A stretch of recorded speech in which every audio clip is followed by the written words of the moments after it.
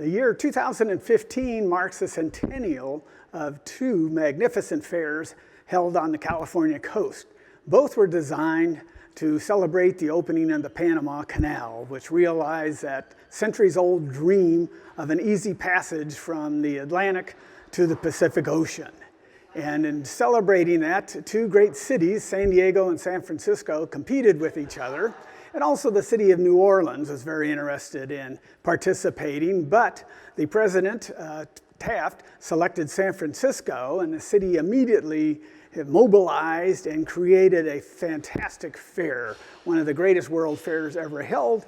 It hosted 24 million people in the space of about 10 months and created magnificent buildings.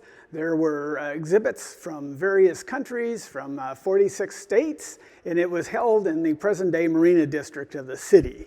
And the great example that survives today is the Palace of Fine Arts, and just a magnificent building designed by Bernard Maybeck. And it is still being used today for exhibition purposes. But the other great icon of the fair was the Tower of Jewels that stood over 400 feet in height and was decorated with these little gems. They're called Nova gems. And one of the great innovations of the PPIE, as it was called, was it had incredible evening illumination. So the Tower of Jewels sparkled across the bay.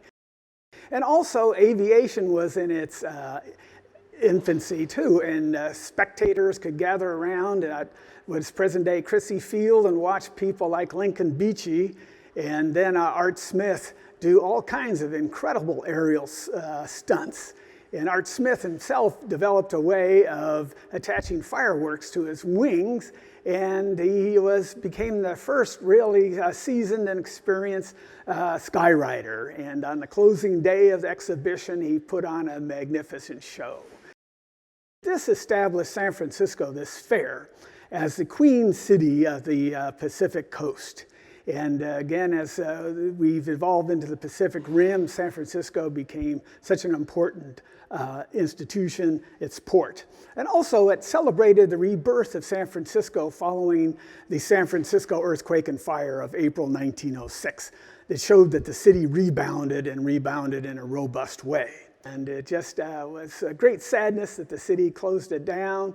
Most of these buildings were all knocked down. They were not meant to be permanent, but it left a lasting impression. And here we are 100 years later, celebrating not only the completion of the canal, but celebrating the vibrancy of California.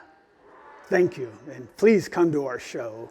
Again, it's a wonderful chance to see some actual artifacts, such as this beer tray that I'm holding here, which is from the Sacramento Brewing Company, the Rustaller Beer Company. And it's well worthwhile, and we're open to the public, free of charge.